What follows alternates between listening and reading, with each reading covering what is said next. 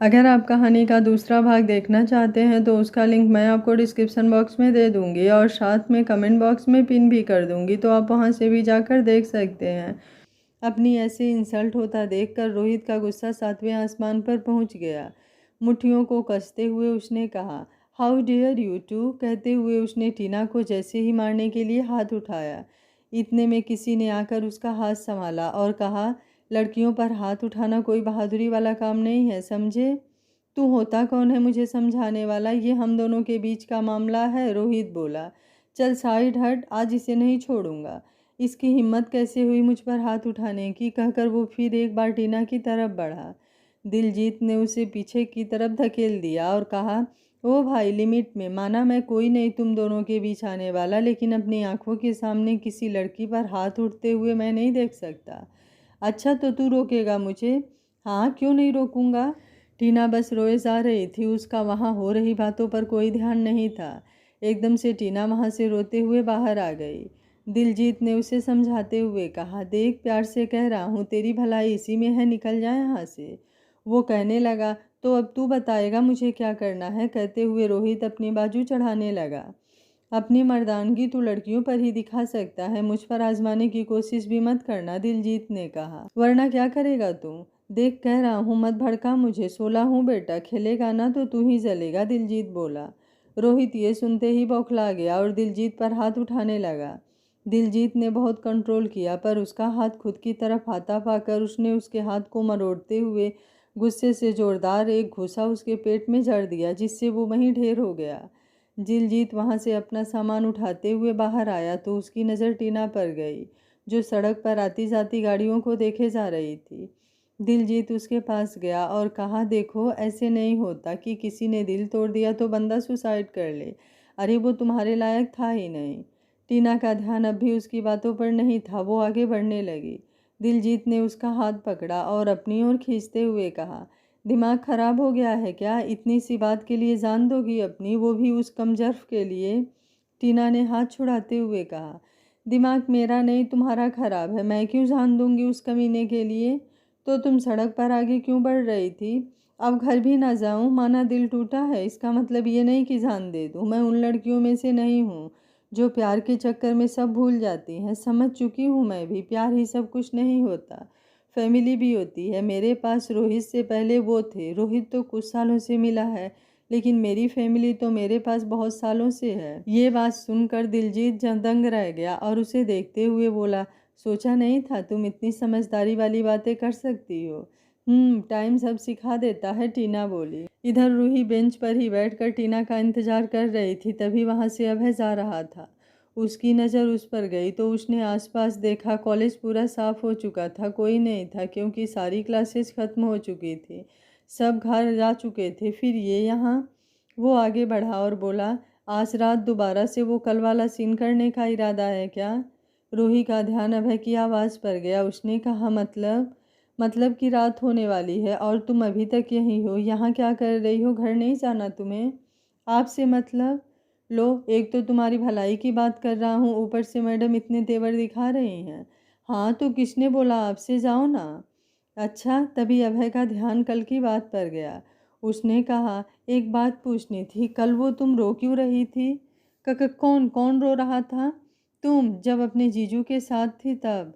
रूही ने अनजान बनते हुए और बात को छुपाते हुए कहा, अच्छा वो, हाँ वो, मैं रो थोड़ी रही थी, वो तो मेरी आंख में कुछ चला गया था। अच्छा, पर मुझे तो कुछ और ही लगा था। क्या कुछ और। कुछ नहीं, वो बस आंख आंख में चला गया था, कुछ ज़्यादा मत सोचिए। ऐसा था तो हकला क्यों रही हो, जैसे कुछ छुपा रही हो, अभय बोला। नहीं तो मैं कहाँ हकला रही हूँ। अच्छा तो फिर तुम भागी क्यों थी वहाँ से। मैं कहाँ भागी थी, और वैसे भी आपको नहीं लगता कि आप ज़्यादा ही दिलचस्पी ले रहे हैं मुझ में। मेरा मतलब मैं रोऊं, भागूं या कुछ भी करूं, इससे आपको क्या। हाँ हाँ मुझे क्या, मेरी बला से जो करना है वो करो, मुझे क्या, अभय बोला। तो तो क्या। क्या मतलब, अभी तो आपने कहा जो मैं करना चाहूँ वो करूँ, तो अब आप मुझे ऐसे क्यों घूर रहे हैं, छोड़ दीजिए मुझे अकेला मेरे हाल पर। हाँ हाँ मुझे भी कोई शौक़ नहीं है दूसरे के फटे में टांग अड़ाने का। मैं तो जा ही रहा था, वो तो तुम मुझे दिख गई, तो बस तुम फूफू की दोस्त हो इसलिए बस पूछने चला आया। तभी टीना भी वहाँ आ पहुँची। अभय को रूही से बात करता पाकर वो एक गहरी सांस लेते हुए खुद से बोली, कंट्रोल टीना कंट्रोल। उस लीचड़ के बारे में भाई को नहीं पता चलना चाहिए, वरना उसका तो बुरा हाल करेंगे ही, मुझे भी नहीं छोड़ेंगे। पहले ही वार्निंग जो दी थी, पर मैं भी अंधी थी उस डफर के लिए। कितना गलत कर रही थी मैं, खुद के साथ, अपनों के साथ, सबको धोखा दे रही थी। नहीं नहीं, अब और नहीं। लंबी सी सांस लेते हुए ऑल इज़ वेल कहती हुई वो अपने दिल पर हाथ रखती हुई अपनी फीलिंग्स को काबू में करती हुई उनकी तरफ बढ़ गई। टीना को देखते ही रूही उसकी तरफ देखने लगी। अभय की नज़र भी अब उस पर गई। ऐ फुकू, तू भी अभी तक कॉलेज में ही है? तुम दोनों आखिर क्या कर रहे हो अभी तक कैंपस में? क्लासेज ओवर हुए तो 1 घंटा हो गया। हाँ मानती हूँ क्लासेज ओवर हो गई भैया, वो कुछ कुछ डाउट थे बस, है ना रूही? रूही की तरफ देखते हुए टीना बोली। हाँ तो ठीक है ना, इसमें शक्ल पर 12 बजाने की क्या ज़रूरत है? और ये तेरी आंखें भी इतनी लाल है? उसकी आंखों में झांकते हुए अभय ने पूछा। 12 कहाँ बज रहे हैं, आप भी ना भैया। और रही बात आँख की, तो वो मेरी आँख में कुछ चला गया, जिस वजह से शायद लाल हो गई हो। चला गया मतलब तुम दोनों दोस्त एक जैसी ही हो, दोनों की आंखों में कुछ ना कुछ चला जाता है। ध्यान रखा करो अपना, अनमोल होती हैं ये आंखें, ऐसे कैसे किसी को भी इनमें आने देती हो? टीना ने कुछ नहीं कहा। वो अब रूह की तरफ वहाँ से चलने का इशारा करने लगी। रूही उसको ऐसे अटपटा बर्ताव, वो भी अपने भाई के साथ, नोटिस कर रही थी। सब समझ तो चुकी थी कि कुछ तो बात है, पर उसने अभय के सामने पूछना सही नहीं समझा। टीना ने आखिर में कह ही दिया, चले घर रूही। अभय ने कहा, घर? हाँ चल, तुझे मैं छोड़ देता हूँ ना घर, मेरा भी काम हो गया तो चलें। भैया, पर आज रूही भी मेरे साथ घर ही जाएगी, असाइनमेंट करना है साथ मिलकर। हाँ तो कोई नहीं, ये भी साथ ही चल लेगी, अगर इसे कोई प्रॉब्लम ना हो तो। हाँ, इसे आपसे क्या प्रॉब्लम होगी? क्यों रूही, सही कहा ना? पर टीना, मैं आज घर ही चली जाती हूँ। लगता है तू भूल गई किस लिए जाना था तुझे मेरे घर, याद दिलाऊं क्या? न नहीं। अरे तो फिर चल ना, वैसे भी बहुत देर हो गई है, कहकर टीना रूही का हाथ पकड़कर अभय के पीछे चल दे और गाड़ी तक पहुंचने के बाद दोनों गाड़ी में बैठ गईं। अभय गाड़ी चला रहा था और टीना और रूही दोनों पीछे वाली सीट्स पर बैठी थी। अभय ने एक जगह गाड़ी रोकी तो टीना ने पूछा, गाड़ी क्यों रोकी भैया, आपने घर तो अभी नहीं आया? हाँ, वो रिशु का मैसेज आया था, वो यहीं पास में आया हुआ है, तो वो भी बस आ रहा होगा। आ क्या रहा होगा? आ गया, कहते हुए ऋषभ कार में बैठा और पीछे की तरफ नज़र करते हुए कहा, फूकू तू और रूही जी आप? हाँ, वो भाई मिल गए थे तो साथ ही आ गए। अभय ने वापस गाड़ी स्टार्ट की। गाड़ी में एकदम सन्नाटा था। रूही टीना को देख रही थी। रूही ने टीना के हाथ पर हाथ रखकर उससे इशारे से पूछा, लेकिन टीना ने सब ठीक है कहकर बाहर देखने लगी। रूही भी अब बाहर देख रही थी। अभय भी चुपचाप गाड़ी चला रहा था। तभी ऋषभ ने कहा, ओ भाई, हो क्या गया है सबको जो ऐसे चुपचाप बैठे हो? हाँ, और टीना तू तो कभी ऐसे चुपचाप बैठने वालों में से तो नहीं है। कहीं रोहित और तेरा ब्रेकअप तो नहीं हो गया? ऋषभ को पता था कि वो आज रोहित से मिलने गई थी। टीना ने ये सुना तो खुद को संभाला और बोला, क्या भाई आप भी ना, मतलब कुछ भी कैसे? तेरे हाव भाव से तो ऐसे ही आसार दिख रहे हैं। अच्छा ऐसा है क्या? मेरी छोड़िए बात, पलटते हुए वो बोली, आप बताओ कहाँ से आ रहे हो आप? आपने कौन सी वाली से डील की है? मैंने सोनिया से, शर्माते हुए ऋषभ ने कहा। कौन सी? वो नीली आंखों वाली से? वही, कहते हुए वो मुस्कुराने लगा। अभय और रूही दोनों की बात सुनकर उनकी तरफ देखने लगे। टीना बोली, भाई गाड़ी चला, यूं ना देखो घूर घूर के, कहीं आप। अच्छा इनका क्या है, ये तो ऐसे ही देखेंगे। वैसे तू कब से इंटरेस्ट लेने लगी मेरी वालियों में? ऋषभ बोला, तुझे तो फ्लर्टिंग बिल्कुल भी पसंद नहीं है। तुझे तो वो सच्चा टू हेवन लाइक लव की फिलॉसफी पर बिलीव करती है ना? बिलीव करने से क्या होता है? हाँ, था तो कुछ ऐसा है, पर मुझे अब लगता है ये ट्रू लव सब ऐसी कोई चीज़ आज की बेरहम दुनिया में मानो एग्जिस्ट ही नहीं करती। आप जैसे लाइफ ही आज के माहौल में ठीक है। सबके साथ मज़े लो, जियो और जीने दो वाली ही फिलॉसफी बेस्ट है। ओ चुप कर, रोहित सुन लेगा तो वो क्या सोचेगा तेरे बारे में? अभय ने कहा। सुन लेगा तो उसकी लाइफ जो करना चाहिए वो करे। वैसे तूने सही कहा, ये प्यार बार कुछ नहीं होता। अच्छा, आपको तो ऐसा ही लगेगा ना, सो चूहे खाकर बिल्ली हज को जाती है। अजी आप बताइए, इस बारे में आपके क्या विचार हैं? रूही की तरफ नजरें करते हुए ऋषभ ने कहा। कौन, मैं? हाँ आप ही। सही कहा इन्होंने, ये प्यार वार कुछ नहीं होता, सब ढकोसले हैं। अरे क्या बात है, मतलब दोनों सहमत हो एक ही बात से? सेम थिंकिंग लगता है, आपका भी दिल टूटा हुआ है। अभय का ध्यान अब गाड़ी के सामने वाले शीशे से रूही पर था। जैसे ऋषभ ने ये बात कही, रूही ने कुछ नहीं कहा और चुपचाप बाहर देखना शुरू किया। अभय ने कहा, तू कब ये फालतू की बातें करना छोड़ेगा? अरे भाई, आपको तो मेरी सारी बातें फालतू ही लगती है, चलो मैं चुप ही हो जाता हूँ, कहकर उसने फॉर्म ऑन कर दिया। गाड़ी जैसे ही घर के बाहर पहुंची, अभय ने कहा, चलो घर आ गया। अरे भाई, अब जब यहाँ तक आए ही हो तो आज और रुकता जाओ ना, आपके साथ वैसे भी मुझे कम ही स्पेंड करने को टाइम मिलता है। आज मौसी और मौसा जी भी घर पर नहीं है, कहाँ मन लगेगा मेरा अकेले का। ठीक है, यहाँ रहूँ या पीजी में, क्या ही फर्क पड़ता है, सोना ही तो है। उसके बाद वो तीनों कार से उतरे और अभय कार को पार्क करने चला गया। टीना ने ऋषभ से कहा, भाई आप भैया के साथ आ जाना, मैं रूही को लेकर अपने रूम में जा रही हूँ। ठीक है, तुम चलो। टीना रूही को लेकर अपने रूम में आ गई। आते ही सीधा वो बेड पर आकर लेट गई। रूही ने उसके पास बैठते हुए कहा, क्या बात है मैडम, तेरे तेवर कुछ ज़्यादा ही नहीं बदल गए? मतलब गई तो थी चहचहाती सी, लेकिन जब से आई है तब से नोटिस कर रही हूँ तेरा चेहरा लटका हुआ है। कुछ नहीं यार, बस ऐसे ही। ओहो, तो मैडम अब तुम मुझसे भी बातें छुपाएगी? चल, भाइयों का तो चलता है, तूने नहीं बताया, पर अपनी बेस्ट फ्रेंड को भी नहीं बताएगी?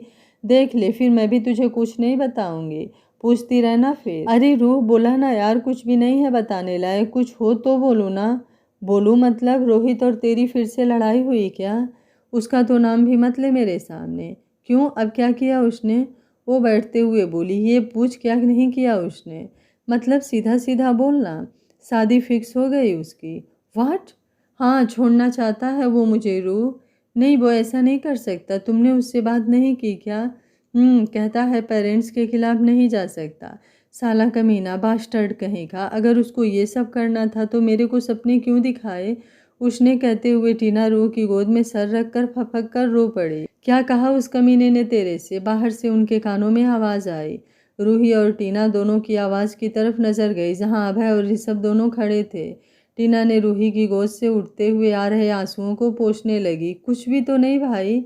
क्या कुछ नहीं, हमने सब सुन लिया है। उसकी तो खैर नहीं, तू मुझे उसका पता दे, जाकर अभी बताता हूँ उसे तो मैं, कैसे करते हैं शादी। आज ही उसकी बारात ना निकलवाई तो मेरा नाम भी अभय नहीं। इसकी कोई ज़रूरत नहीं है भैया, ऋषभ ने कहा। क्यों ज़रूरत क्यों नहीं है? उस साले की हिम्मत कैसे हुई तेरे साथ ऐसा करने की? अरे जब निभा नहीं सकते तो कमिटमेंट ही क्यों करते हैं?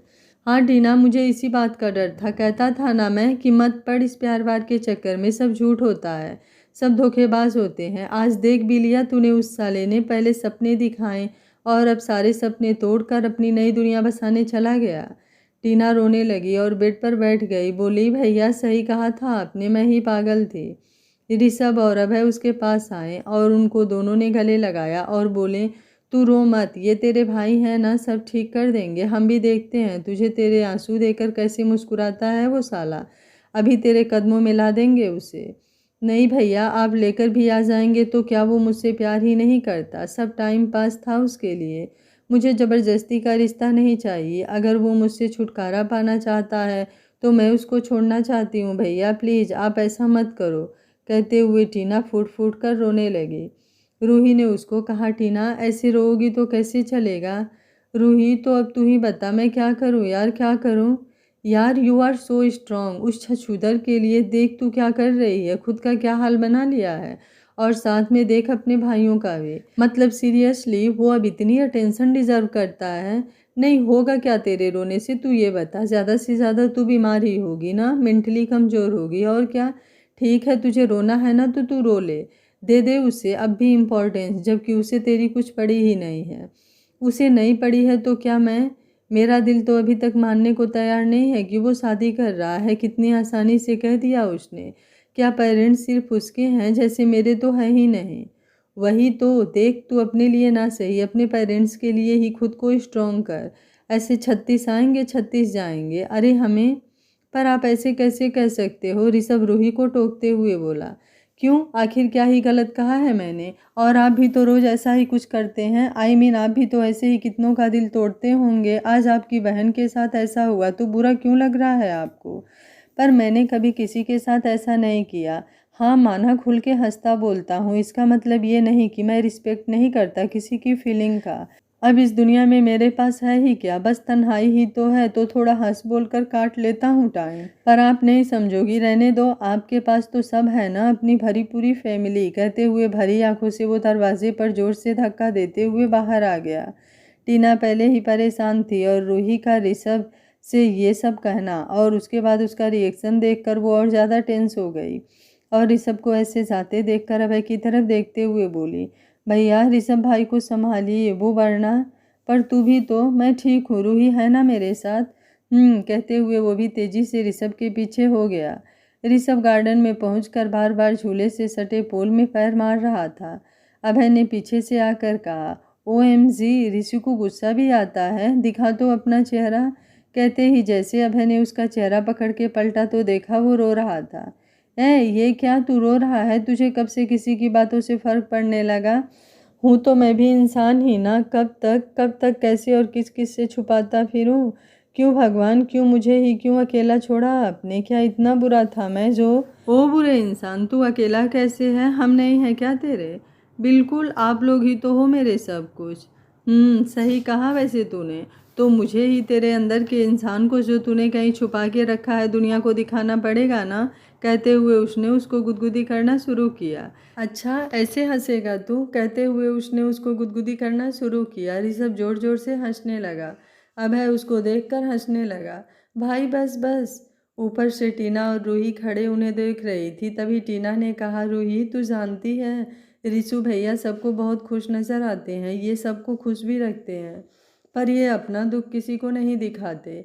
जब ये छोटे थे तभी इनसे इनकी सारी खुशियाँ छीन ली। वैसे तो मुझे एग्जैक्टली पता नहीं है क्योंकि इसका जिक्र कभी घर पर भी नहीं होता। मैंने जब से होश संभाला है ये हमारे साथ ही रहते हैं।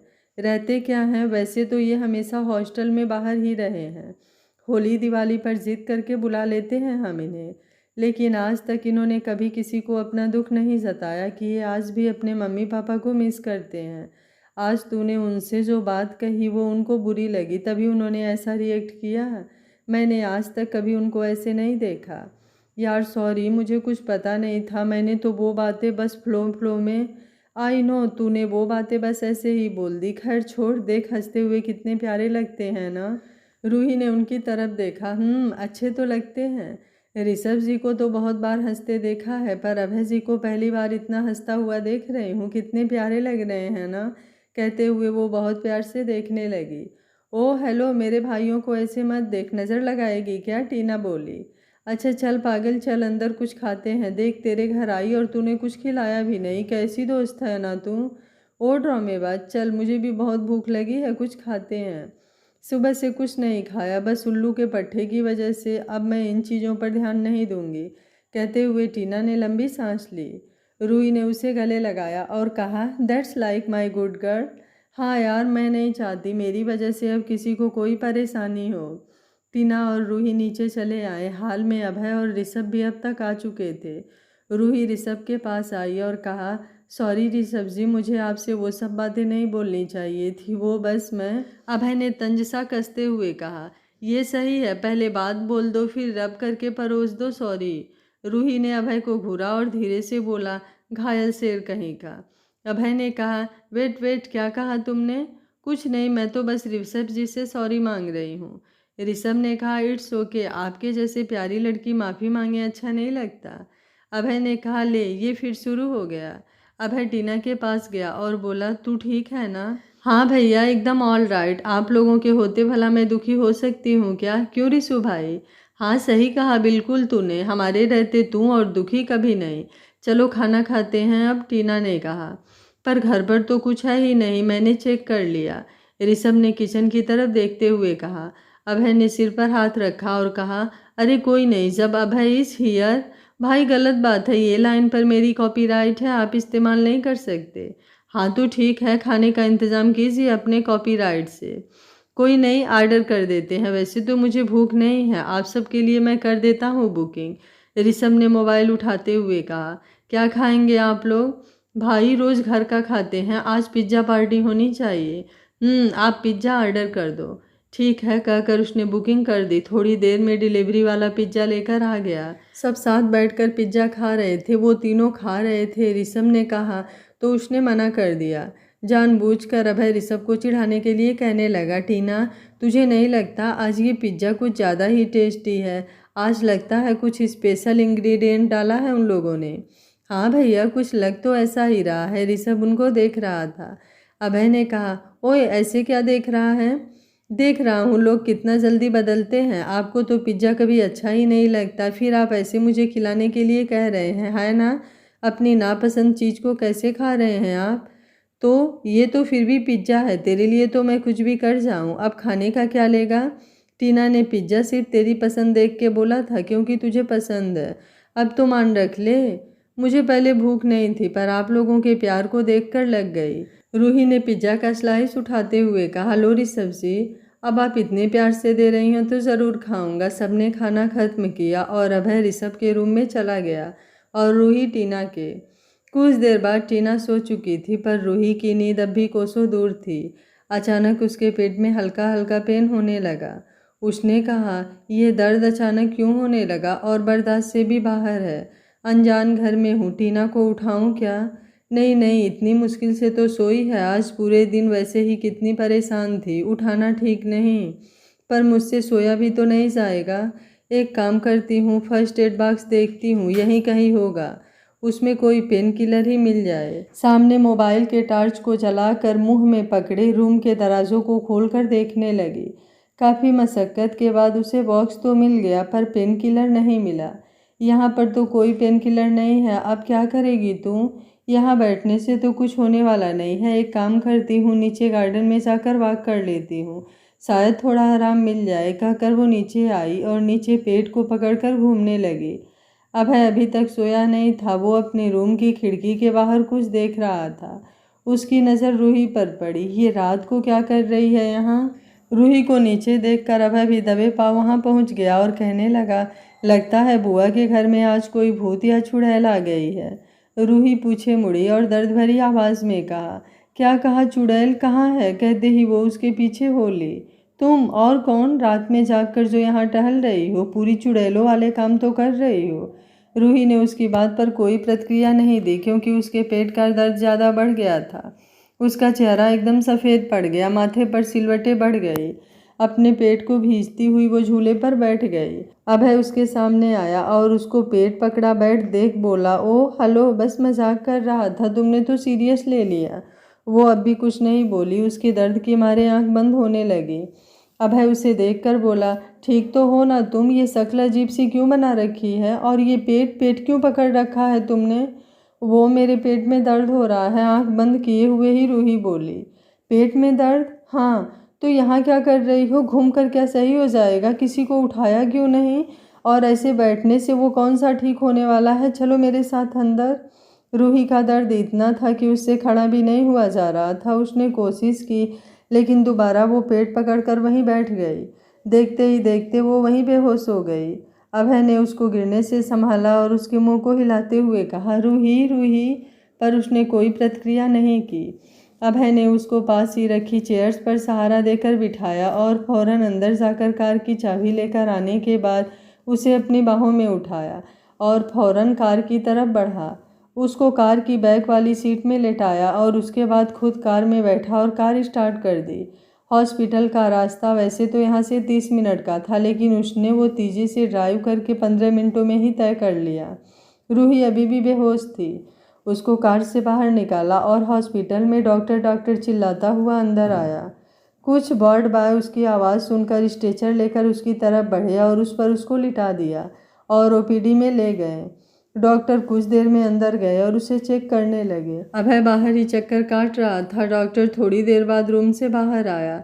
अभय ने तुरंत उनकी तरफ बढ़कर पूछा, डॉक्टर कैसी है वो? ठीक है वो। क्या हुआ? वो अचानक ऐसे बेहोश? पहले पेट दर्द की शिकायत थी उसे। उनको फूड पॉइजनिंग हो गई है जिसकी वजह से उनके पेट में दर्द हुआ और फिर वो बेहोश हो गए। घबराने की कोई बात नहीं है, बस उनका खाने पीने का थोड़ा ध्यान रखना होगा और मैंने दवाई दे दी है और कुछ दवाई लिख देता हूँ, आप जाकर उनको काउंटर से लेकर आओ। कुछ मिनटों में आराम हो जाएगा, डॉक्टर ने कहा। अभय ने डॉक्टर से लिखी हुई दवाई की स्लिप ली और काउंटर से दवाई ले आया। जब तक वो आया रूही को भी होश आ चुका था और वो बाहर बेंच पर बैठी थी। अभय उसे बाहर बैठा देखकर बोला, तुम यहाँ क्या कर रही हो, अंदर क्यों नहीं हो? वो, मुझे हॉस्पिटल में रहना पसंद नहीं, मुझे घर जाना है, घर चलें? ठीक है, मैं एक बार डॉक्टर से और पूछ लेता हूँ। वैसे तुम ठीक हो ना, अब कोई दर्द तो नहीं है ना? हाँ बिल्कुल ठीक हूँ मैं। पक्का? हाँ बाबा बिल्कुल ठीक हूँ, कहो तो नाच कर दिखाऊँ अब? वो डॉक्टर से परमिशन लेकर उसे घर ले आया। सुबह के 3 बज रहे थे। रूही जैसे ही अंदर आई, टीना हॉल में चक्कर काट रही थी और ऋषभ सोफे पर बैठा ऊँघ रहा था। रूही को देखकर टीना एकदम उस पर बरस पड़ी। कहाँ चली गई थी? पता है कितना टेंशन ले ली मैंने तेरी, ऊपर से तू फ़ोन भी नहीं उठा रही थी। और भैया आप इसके साथ बाहर कहाँ गए थे? ऋषभ ने जैसे हलचल सुनी वो अपनी आंखें खोले बोला, देख ले, मैंने कहा था ना दोनों बाहर लॉन्ग ड्राइव पर गए होंगे। देख यहाँ हम इनकी टेंशन ले रहे हैं और तूने तो मेरी नींद भी खराब कर दी, और ये बाहर की हवा खाकर आ रहे हैं। अभय ने बिना कोई जवाब दिए रूही को आराम से सोफे पर बैठा दिया। अरे वाह भाई वाह, यहाँ तो लड़की को सहारा दिया जा रहा है, मैटर क्या है? कहकर ऋषभ मुस्कुराने लगा। अभय ने आकर उसके सर पर एक चपत मारी और कहा, ओ आधी नींद में जागते हुए ख्वाब देखने वाले इंसान, जैसा तू सोच रहा है ऐसा कुछ भी नहीं है। कहकर उसने सारी बात उन दोनों को बताई। अरे भाई ऐसा था तो फिर आपने हमें उठाया क्यों नहीं? तुम सो रहे थे तो सोचा खामखा तुम परेशान होते। रूही जी आप ठीक तो हो अब? हाँ ऋषभ जी मैं बिल्कुल ठीक हूँ। ये शायद उस पिज्ज़ा की वजह से ही हुआ है। हो सकता है, लेकिन अब जितना बाहर का खाना खाना था खा लिया, पर अब और नहीं, अभी कुछ दिनों तक कुछ नहीं खाना, समझी? टीना तू एक काम कर, देख फ्रिज में ब्रेड होगी, जाकर उनको सेक कर ला और रूही को दे दे, उनको कुछ खिलाकर दवाई देनी है। ठीक है भैया, कहकर टीना किचन की तरफ चली गई। मैं रूही जी के लिए जूस ले आता हूँ, उनको कुछ आराम मिलेगा, कहकर ऋषभ भी चला गया। कोई प्रॉब्लम तो नहीं हो रही तुम्हें? अभय ने रूही से पूछा। नहीं कोई प्रॉब्लम नहीं है, वैसे मैंने आप सबको खामखा परेशान कर दिया। इसमें परेशानी की कोई बात नहीं है, अब खाकर आराम करना। थैंक यू आपका। इसमें थैंक यू कैसा? अगर मेरी जगह कोई और भी होता तो वो भी यही करता। कुछ देर में टीना रूही के लिए ब्रेड और ऋषभ जूस लेकर आ गया। रूही ने एक आध ब्रेड खाई, उसके बाद अभय ने उसको डॉक्टर ने जैसे दवाई बताई थी वो दे दी। उसके बाद में सब सोने चले गए। दोपहर के टाइम अभय गाड़ी के पास खड़ा इधर से उधर चक्कर काट रहा था। ऋषभ की नज़र जब उस पर गई तो उसने कहा, भाई ये आप ऐसे चक्कर क्यों काट रहे हो? अगर आप इतने ही फ्री हो तो भाई मैं अभी आया और यूँ आया, तैयार होकर साथ चलेंगे घूमने। अभय ने कहा, ओए रुक, तुझसे किसने कहा मैं खाली हूँ? अगर खाली नहीं है तो ऐसे क्यों घूम रहे हैं? मैं किसी का वेट कर रहा हूँ। वेट? आप वेट कर रहे हैं? उसकी कोहनी पर हाथ मारते हुए तुनकते हुए ऋषभ ने बड़े ही शर्मीले स्वभाव से कहा। किसका? अभय ऋषभ को कुछ कह पाता कि तब तक ऋषभ की नज़र सामने रूही पर पड़ी। ऋषभ ने अपनी जीभ होठों पर फिराते हुए कहा, ओहो, तो अब समझ आया किसका वेट हो रहा है। क्या बात है, आप तो फॉरवर्ड में खेल रहे हैं और मैं कहाँ आपका इंतज़ार बैकयार्ड में कर रहा था। उसके बाद उसने अभय के कंधे पर हाथ रखते हुए टेढ़ी मुस्कान बिखेरते हुए कहा, भाई आखिर चल क्या रहा है ये सब? बोलो। हाँ मुझे भी तो। चुप कर रिसू, तू भी ना। अरे पागल, कल उसकी तबीयत खराब थी तो मैंने सोचा ऐसे अकेले जाना ठीक नहीं है, बस इसलिए। बस यही बात है? मतलब इतनी सी? नहीं नहीं, तेजी से ऋषभ ने कहा। हाँ यही बात है, टीना ने बोला। तो ये फूकू भी मुझे भी तो बोल सकती थी ना। तभी रूही और टीना वहाँ पहुँच गए। चल रूही, तू भैया के साथ जा और प्रॉपर रेस्ट करना, क्योंकि 2 दिन की छुट्टी और है कॉलेज की। लेकिन टीना मैं खुद चली जाती ना, अभय जी को क्यों परेशान? अभी रूही ने इतना ही कहा था कि ऋषभ बीच में गुगली करता हुआ बोला, इसमें परेशानी कैसी? अरे आप कहो तो मैं छोड़ दूं आपको। अभय ने डपटते हुए उसके सर पर टपली मारते हुए बोला, इसकी कोई ज़रूरत नहीं है। तुझे वैसे भी काम था ना कुछ, तो जा वो कर ले, मैं ये कर दूंगा। टीना दोनों को ऐसे देखकर एक बार तो असमंजस में आ गई कि ये तख्ता पलट कैसे हो गया। तुम बैठो रूही। रूही कार में बैठी। अभय जैसे ही कार स्टार्ट करके थोड़ी आगे बढ़ने ही वाला था, तभी एक गाड़ी सामने से आती दिखी और उसमें से कोई उतरा। रूही ने कपकपाती आवाज़ में गाड़ी में नीचे झुकते हुए कहा, जीजू यहाँ? तभी वो अभय के कंधे को पकड़ते हुए नीचे छुप गई। अभय ने उसकी इस हरकत को देखकर कहा, ये क्या कर रही हो? जीजू है तुम्हारे, ऐसे क्यों छुप रही हो? कोई खूंखार जानवर थोड़ी है जो तुम पर लपक पड़ेंगे। रूही ने मन में कहा, है तो ये वहसी खूंखार जानवर ही। वो उसे चुप करने का इशारा करते हुए धीरे से बोली, प्लीज़ चुप रहो थोड़ी देर। अभय को उसका बिहेवियर समझ नहीं आ रहा था। रूही ने धीरे से कहा, ये क्या कर रहे हैं? यहाँ रहते हुए मैं ये तो भूल ही गई थी कि घर पर जीजू हैं। कैसे घर? अभय ने उसे हड़बड़ाता हुआ देखकर कहा, कुछ कहा क्या तुमने? जो अपनी ही कसमकस में डूबी हुई थी। अभय ने उसके मुंह के आगे कहा, ओ हेलो। रूही मन ही मन कह रही थी, हे भगवान प्लीज़ जीजू यहाँ ना आए, प्लीज़ प्लीज़। समीर आगे बढ़कर कार के पास पहुँचने ही वाला था, लेकिन तभी उसका फ़ोन बजा और वो साइड हो गया। तभी रूही ने कहा, प्लीज़ कार स्टार्ट करो और यहाँ से ले चलो जल्दी। पर क्यों? उन्होंने शायद तुम्हारे लिए ही कार रोकी है। और तुम? मैंने कहा ना प्लीज़, हाथ जोड़ती हूँ तुम्हारे, कहो तो पैर पकड़ लूँ। पर अब चलो यहाँ से। भरी आंखों से रूही ने अपने हाथ जोड़ लिए। रूही के आंखों में आंसू देखकर अभय ने कहा, तुम रो क्यों रही हो? तुम यही चाहती हो ना कि मैं यहाँ से चलूँ? तो बस चल रहा हूँ, पर ऐसे रोया मत करो, कहकर उसने कार स्टार्ट कर दी। समीर ने फ़ोन से ध्यान हटाया तो सामने गाड़ी जाती दिखी। उसने गुस्से से पैर पटकते हुए कहा, रूही बस, बहुत हो लिया लुका छिपी का खेल, अब देखो इधर। अभय और रूही कुछ दूर आगे आ गए। तभी रूही ने कहा, कार रोको और मुझे यहीं छोड़ दो। क्या यहीं छोड़ दूं? पर क्यों? तुम्हारा घर नहीं आया अभी तो। मैंने कहा ना छोड़ दो मुझे यहीं। रूही ने कहा, तुम्हारी तबीयत भी ठीक नहीं है, यहाँ बीच रोड पर क्या करोगी? कुछ भी करूं तुमसे मतलब? अपना काम करो, तुम इतने इम्पोर्टेंट नहीं हो जो तुम्हें हर बात बताऊं। लगते ही कौन हो मेरे तुम? ये सुनकर अभय का गुस्सा आ गया। उसने एकदम से कार रोकी और कहा, उतरो उतरो नीचे जल्दी, कोई नहीं हूँ मैं तुम्हारा, यहाँ मैं तुम्हारी परवाह कर रहा हूँ और तुम? चलो उतरो अभी के अभी। कहकर वो कार से उतरा और दूसरी तरफ दरवाजे को खोलते हुए उसका हाथ पकड़ा और खींचकर उसे बाहर निकाला। यही चाहती थी ना? लो, वैसे भी अनजान लोगों के साथ कार में बैठना सही नहीं, क्योंकि मैं ही कौन हूँ तुम्हारा? मैं तो पागल था जो तुम्हारे बारे में सोच रहा था। तुम भी सब लड़कियों की जैसी ही हो। रूही चुपचाप अपने दिल में गुबार लिए खड़ी थी। हाँ सही है, अनजानों से बात भी नहीं करनी चाहिए, रहो यहाँ अकेले। कहकर वो गुस्से में कार में बैठ गया और कार स्टार्ट कर दी।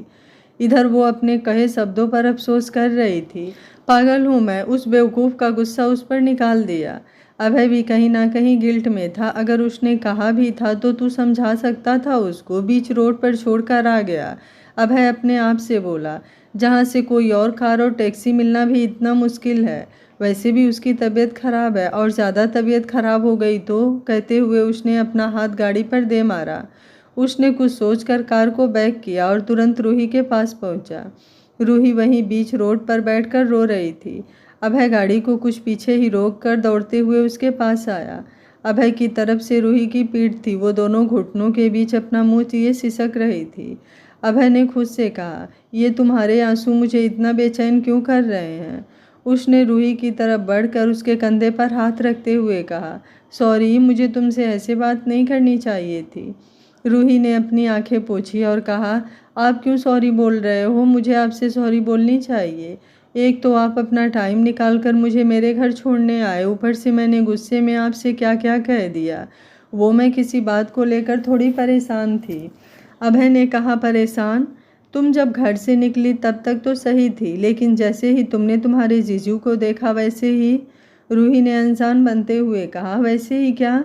देखो मैं जानता हूँ कुछ तो ऐसा है जिसे तुम हम सब से छुपा रही हो, और खुद अंदर ही अंदर उन सब चीज़ों से घुट रही हो। मैं तुमसे बात नहीं पूछूंगा अभी, तो बस इतना ही कहूँगा कि इस बात को अपने तक इतना मत रखना कि तुम्हें बहुत बड़ी कीमत चुकानी पड़े। इसलिए मुझसे नहीं तो किसी और से ये बात शेयर करो। रूही चुपचाप अभय की आंखों में देखती रही, जो उसको बहुत ही प्यार से बात को समझा रहा था। अभय ने अगले ही पल कहा, क्या तुम घर अपने जीजू की वजह से नहीं जाना चाहती हो? रूही ने एकदम से अपनी चोरी पकड़े जाने के डर से कहा, आपको कैसे पता? इतना तो समझने लगा हूँ तुम्हें, लेकिन अगर घर नहीं जाना तो ठीक है, लेकिन मैं तुम्हें यहाँ भी अकेला नहीं छोड़ सकता। तुम्हारी तबीयत भी ठीक नहीं है। फिर तुम एक काम करो, वापस बुआ के घर चलो। वहाँ नहीं, वहाँ तो जीजू वापस आ जाएंगे, वो मुझे आकर ले जाएंगे और मुझे उनके साथ नहीं रहना।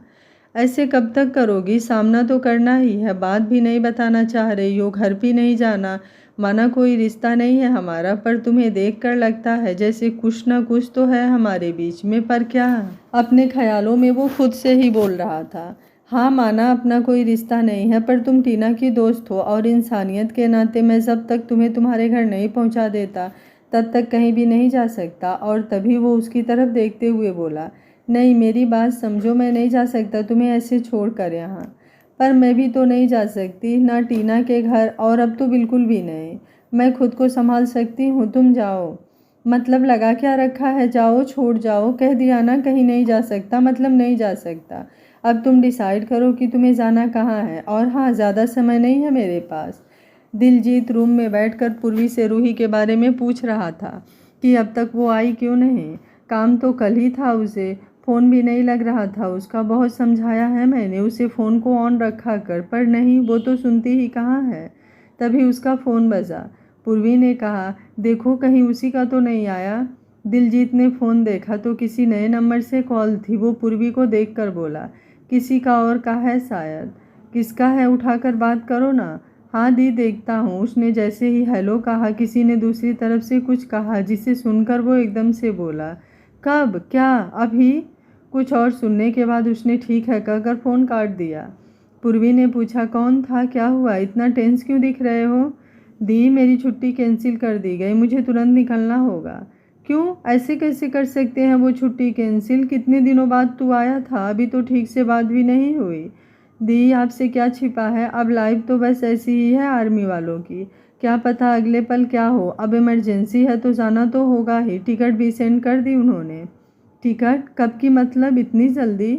वो छोटा सा मन बनाकर बोली, ओ दी आप ऐसे करेंगी तो जाना मुश्किल नहीं होगा। आपके भाई का कल ही मेल कर दी थी, टिकट तो मेरे पास, और छुट्टी कैंसिलेशन का नोटिस भी।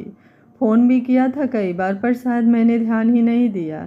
अब फ़ौरन निकलना होगा। ठीक है 1 घंटे में फ़्लाइट है। ये सब तो ठीक है दी, पर ये रूह कहाँ है, उससे मिला बिना कैसे जाऊँ मैं? बाद में मुझे बहुत सुनाएगी। ये तो सही कह रहा है तू।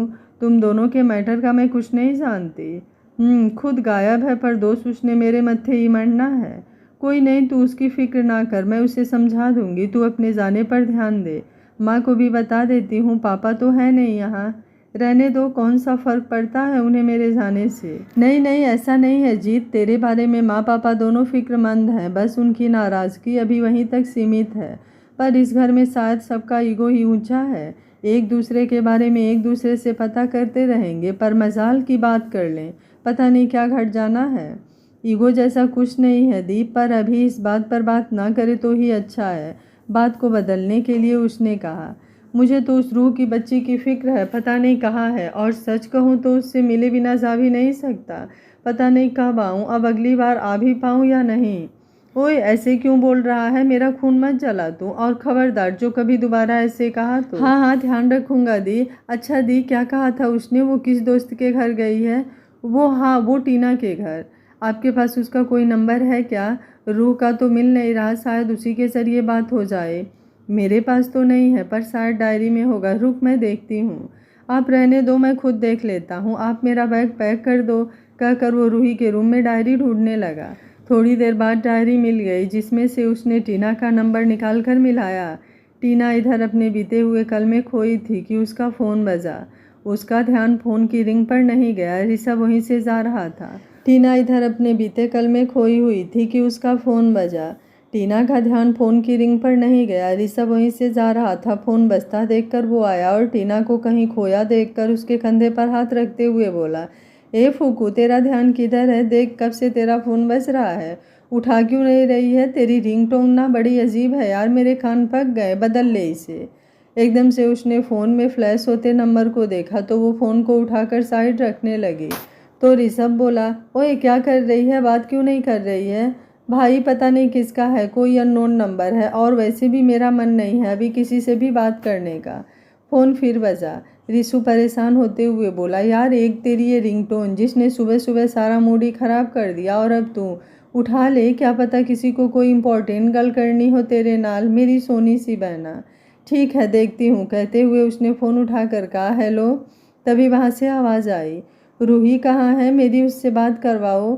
टीना ने मन ही मन कहा, अब ये कौन है जो उससे रूही से बात करवाने के लिए कह रहा है, चलो पूछ ही लेती हूँ।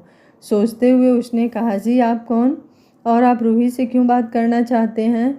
मैं उसका भाई दिलजीत बोल रहा हूँ। ओह अच्छा, पर रूही तो देखो मैं जानता हूँ वो तुम्हारे घर पर है, तो मेरी बात करवा दो उससे जल्द।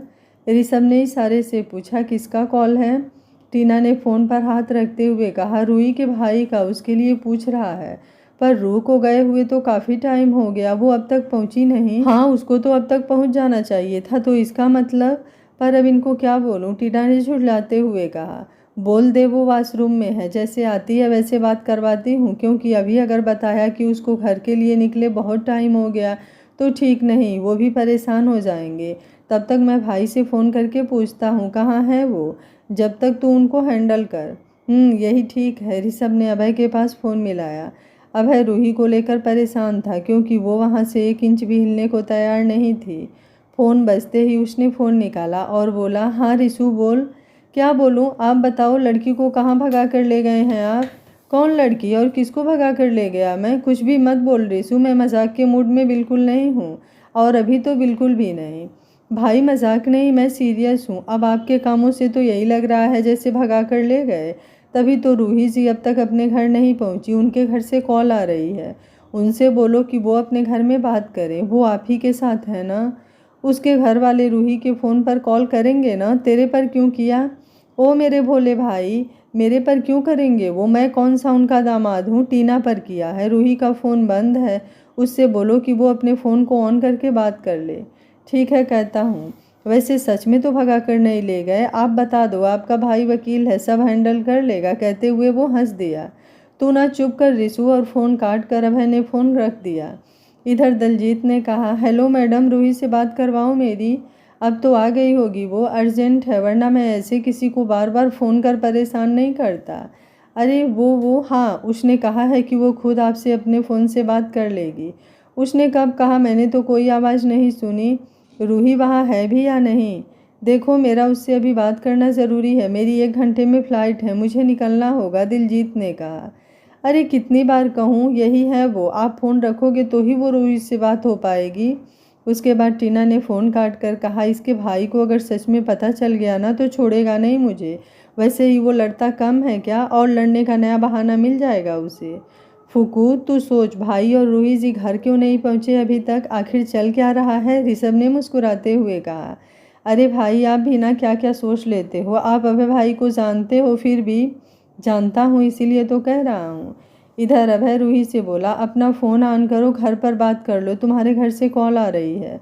मेरे घर से? किसकी? तुम्हारे भाई की। क्या? कहते ही उसने फ़ोन ऑन किया और अपने भाई को कॉल लगाया।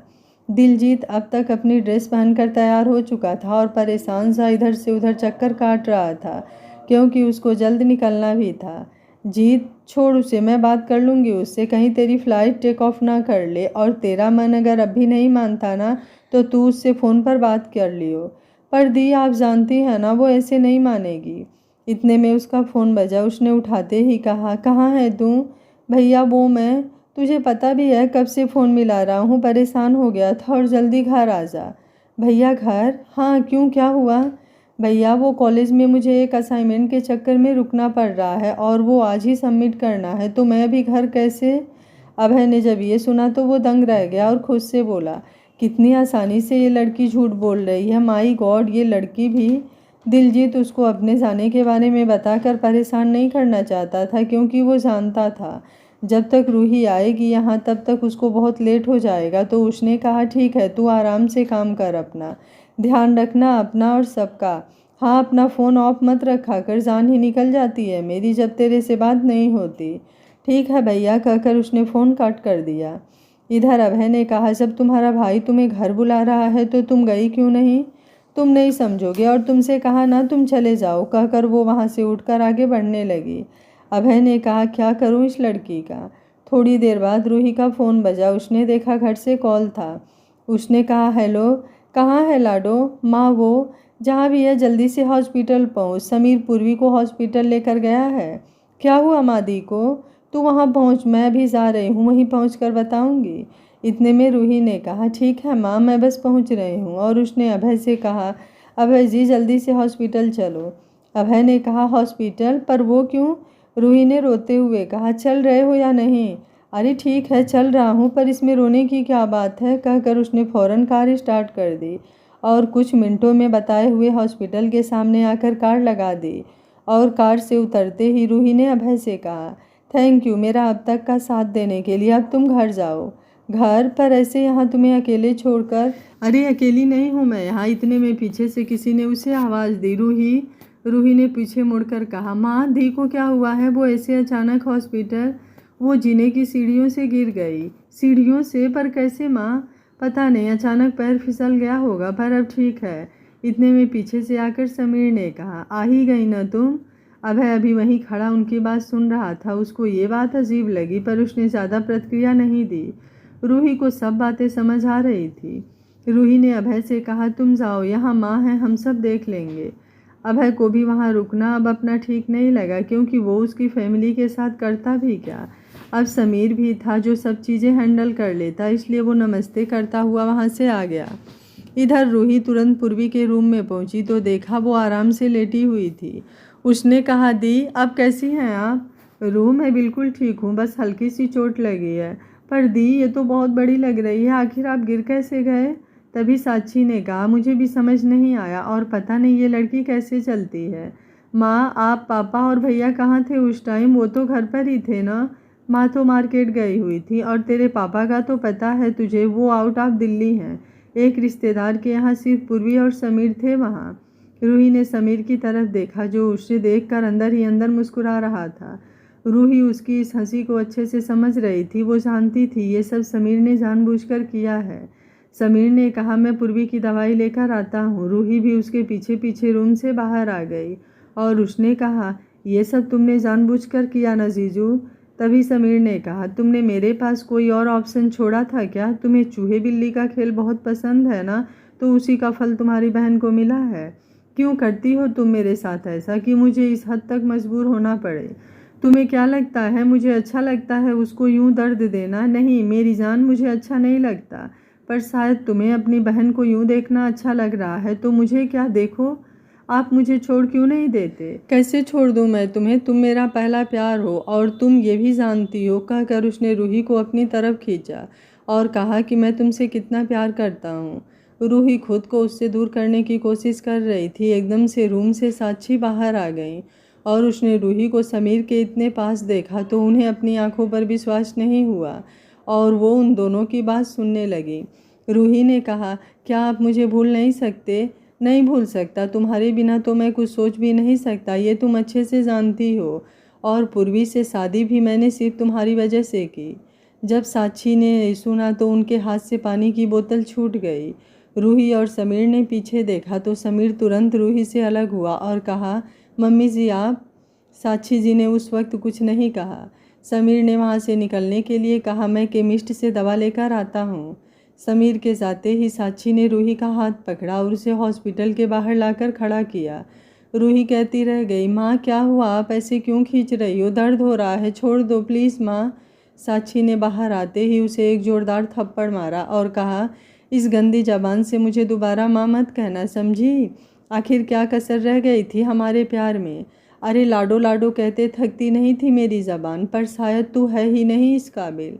माँ मैंने किया क्या है? मैंने कुछ भी गलत नहीं किया, मैं आपको सब बताती हूँ। वो समीर जीजू, बस एक लफ्ज़ और नहीं सुनना मुझे कोई और सच, वो भी तेरी इस काली ज़बान से।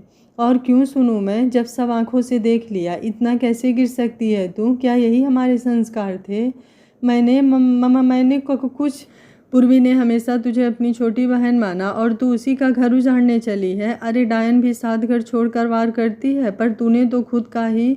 वो अपनी आंखों में आए आंसुओं को पोंछते हुए बोली अरे नहीं, गलती हो गई मुझसे, हमारे मानने से क्या होता है? लगता है कभी तूने हमें अपना माना ही नहीं। माँ आप क्या कह रही हैं? ऐसा करने की क्या कभी मैं सोच भी नहीं सकती। मैंने सब अपनी आंखों से देखा है। मैं अपना आपा खो दूँ इससे पहले तू चली जा यहाँ से, दूर जहाँ से आई थी वापस लौट जा, मत आना दोबारा यहाँ, तुझे मेरी कसम। अगर तूने कभी मुझे माँ माना है ना, तो मुझे आइंदा अपनी ये मनहूस शक्ल मत दिखाना कभी भी। आप ये कैसी बातें कर रही हैं माँ? आपने जो सुना वो सच नहीं है। मैं आपको बताती हूँ बात क्या है। कहते हुए उसने साक्षी जी का हाथ अपने हाथ में पकड़ा, लेकिन उन्होंने एकदम से उसका हाथ झटक दिया और कहा, मत कह मुझे माँ, तेरा और मेरा कोई रिश्ता नहीं है। मैं तेरी वजह से अपनी बेटी की ज़िंदगी बर्बाद नहीं होने दूंगी, समझी तू। आगे क्या होगा इस कहानी में जानने के लिए देखते रहिए कहानी का अगला भाग। अगर आपको कहानी अच्छी लग रही है तो वीडियो को लाइक, शेयर एंड चैनल को सब्सक्राइब कर लीजिएगा। Thank you for watching. मिलते हैं कहानी के अगले भाग में।